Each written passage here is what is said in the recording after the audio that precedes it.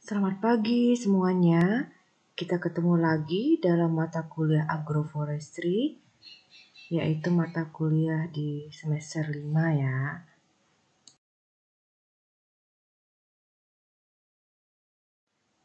Oke, karena kita masih belajar secara online, maka kalian juga dapat menghubungi saya via email dan nomor WhatsApp yang tercantum dalam slide ini.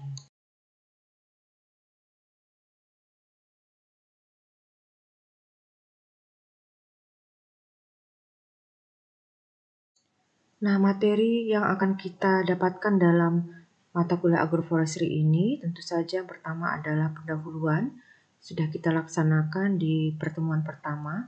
Kemudian ada sejarah dan perkembangan agroforestry, kemudian ada ruang lingkup dan bentuk agroforestry, fungsi dan peran agroforestry, agroforestry sederhana dan agroforestry kompleks. Kemudian ada praktek agroforestry di Indonesia. Nanti kita akan lihat contoh-contoh bentuk agroforestry yang ada di Indonesia.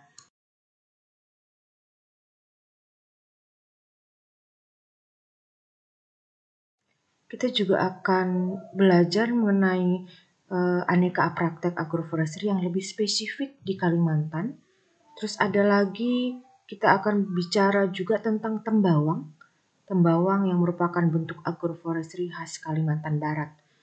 Dan yang terakhir ada beberapa penelitian tentang agroforestry. Baik, kali ini kita akan bicara mengenai ruang lingkup agroforestry. Tapi sebelumnya kalian mesti mengingat kembali di pertemuan pertama yaitu tentang pendahuluan, kita sudah bicara mengenai definisi agroforestry. Ya, jadi agroforestry adalah suatu penggunaan lahan yang menggabungkan antara komponen tanaman kehutanan, pertanian, dan atau hewan ternak secara bersamaan dalam satu unit lahan yang sama. Nah, dari definisi tersebut kita akan lihat lagi apa saja yang menjadi ruang lingkup agroforestry ini. Nah, satu hal lain yang perlu kalian ingat adalah bahwa agroforestry itu adalah ilmu baru tapi tekniknya lama. Artinya mungkin kita merasa asing dengan istilah agroforestry, tapi sebetulnya kita familiar dengan bentuk agroforestry. Atau bisa jadi kita atau kalian adalah pelaku agroforestry.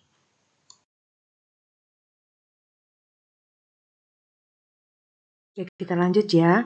Jadi pada dasarnya agroforestry itu terdiri dari 3 komponen pokok, yaitu komponen tanaman kehutanan, komponen tanaman pertanian, dan komponen peternakan. Di mana sebetulnya masing-masing komponen itu kan bisa berdiri sendiri-sendiri ya. Jadi ada yang yang namanya hutan tanaman ya tanaman kehutanan saja. Kemudian ada pengelolaan lahan yang khusus untuk tanaman pertanian itu juga ada. Nah, sekarang dalam agroforestry ketiga komponen tersebut digabungkan. Nah, penggabungan tersebutlah yang akhirnya memunculkan kombinasi-kombinasi sebagai berikut.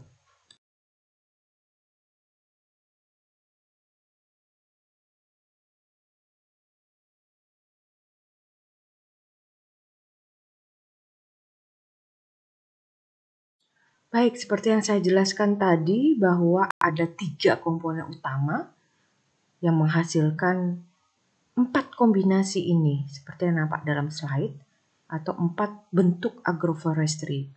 Yang pertama ada agri-silviculture. Nah, kalian kalau mau menghafalnya gampang, ingat saja agri dan silva. Agri pasti itu komponen tanaman pertanian. Ya, kemudian silviculture, ingat silviculture dan silvika atau ingat saja silva itu komponen tanaman kehutanan.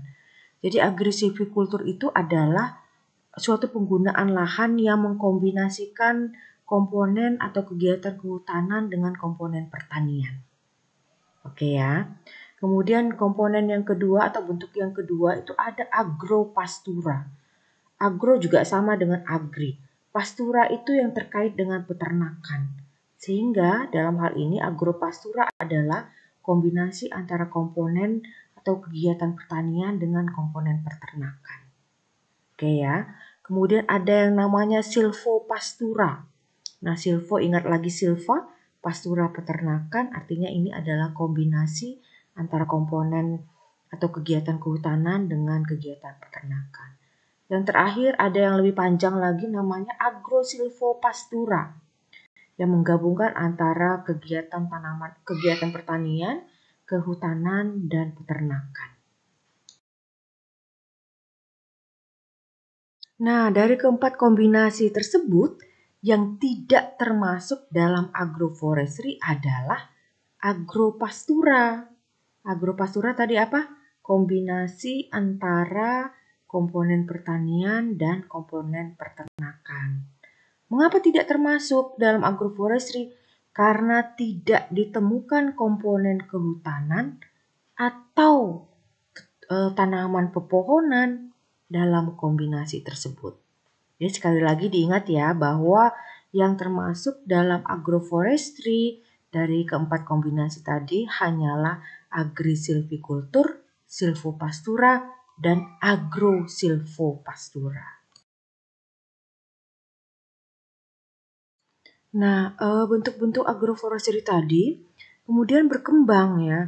Jadi ada yang lebih spesifik lagi. Jadi misalnya mungkin kalian pernah membaca ya, di daerah mangrove, di kawasan mangrove itu ada budidaya udang dan kepiting, sekaligus memelihara tanaman bakau. Ya, kita memang nggak ada mangrove ya, Sintang Kapuas Hulu nggak ada. Tapi mungkin yang apiculture, yaitu budidaya lebah, ya, yang dilakukan bersamaan dengan penanaman pohon pakan lebahnya. Nah, itu mungkin yang lebih akrab dengan kita di wilayah Sintang Kapuas Hulu. Seperti itu.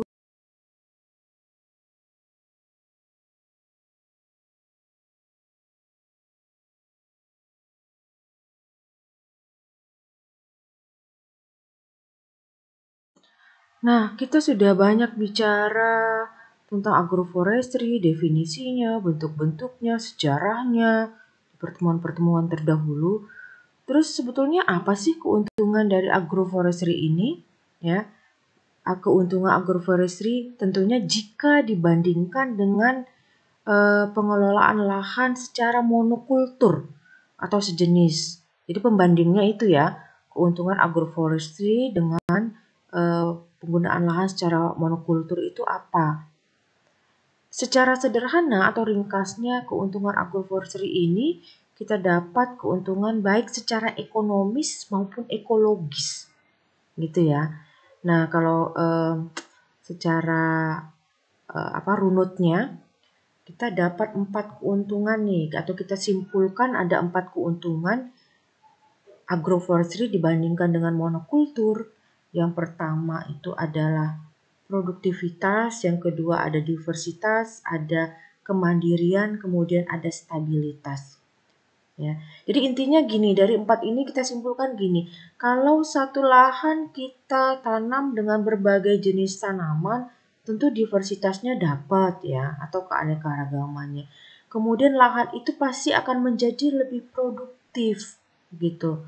Satu lahan kita tanam bermacam-macam, pasti lahan tersebut lebih produktif dibandingkan dengan kita menanam secara monokultur. Gitu ya. Kemudian arti dari produktivitas ini juga adalah bahwa jika satu jenis tanaman gagal, ada tanaman jenis lain yang menutupi kegagalan itu. Gitu ya.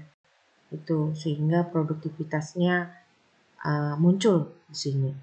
Kemudian ada yang disebut dengan kemandirian, dalam hal ini self regulation ya. Jadi ada kombinasi antara komponen atau kegiatan kehutanan dengan peternakan. Kemudian tentu saja penggunaan lahan yang menggabungkan berbagai komponen tadi akan menimbulkan stabilitas ya, atau stability antara komponen-komponen tersebut. Oke. Oke, akhirnya saya mengutip quote dari Albert Einstein, "Science without religion is lame, religion without science is blind." Terima kasih atas perhatiannya. Saya cukupkan sampai di sini untuk materi kita kali ini. Selamat beraktivitas.